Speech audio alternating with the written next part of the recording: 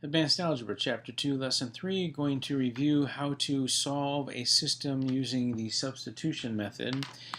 And although we can use graphing to solve the system, when the point doesn't lie on a nice coordinate for us, it's really tough for us to figure out exactly what the solution is. So graphing isn't a real efficient way to solve a system because things don't come out even very often. Now, using the graphing calculator, we can calculate the exact answer, but again, that's if we have a calculator and if we are allowed to use one. So we are going to need a couple other methods or ways to solve this. So again, we're going to use substitution in this video. We'll look at elimination. And again, these should be somewhat familiar to you. I'll basically kind of give you some tips and some tricks to figure out which one to use and how to make it easier or quicker to use using one method or the other.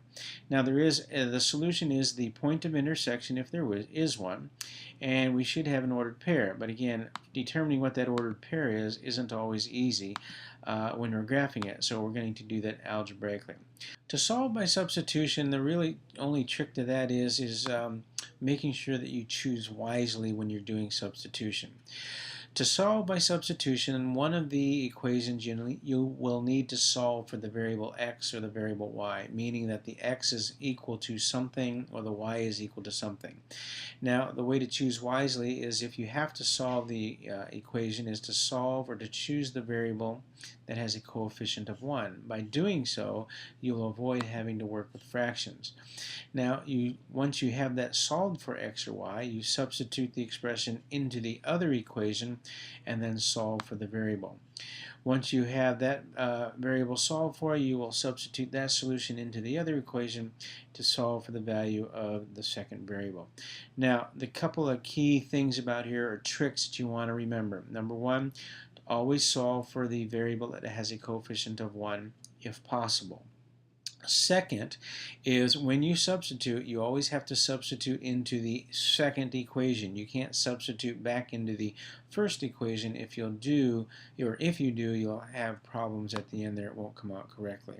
Then make sure that once you have the answer to or the value of x and y, that you write your answer as an ordered pair, because we are looking for a point, so we should mathematically express it as such. So real quickly here we have a system of two linear equations. Notice that this y has a coefficient of 1, so I'm going to choose to solve for y in that one because that would make it easiest. So by doing that, I end up with the equation y equals 2x minus 7. Now that I know what y is, I can substitute it into the first equation for this value of y, creating an equation with just x's in it. So we substitute that in. We now have this expression which has all x's in it. I simply now solve for x using my algebraic properties, and I come up with 2.5 or 2.5. Now that I know what x is, I can substitute that x back into this equation that's already solved for y, giving me an equation with just numbers or just constants in it, which I can solve for y. So my y value ends up being -2. So again, I want to express my answer as an ordered pair. Please do not leave it in this form. We're asking for the solution to a system. The solution to a system is a point, and a point has a coordinate or is listed as a coordinate with an ordered pair, so make sure that your answer is in an ordered pair format. And that's all there is to substitution. Make sure you solve for a variable that has a coefficient of 1, then make sure you substitute into the second equation and then solve, and you'll be in good shape.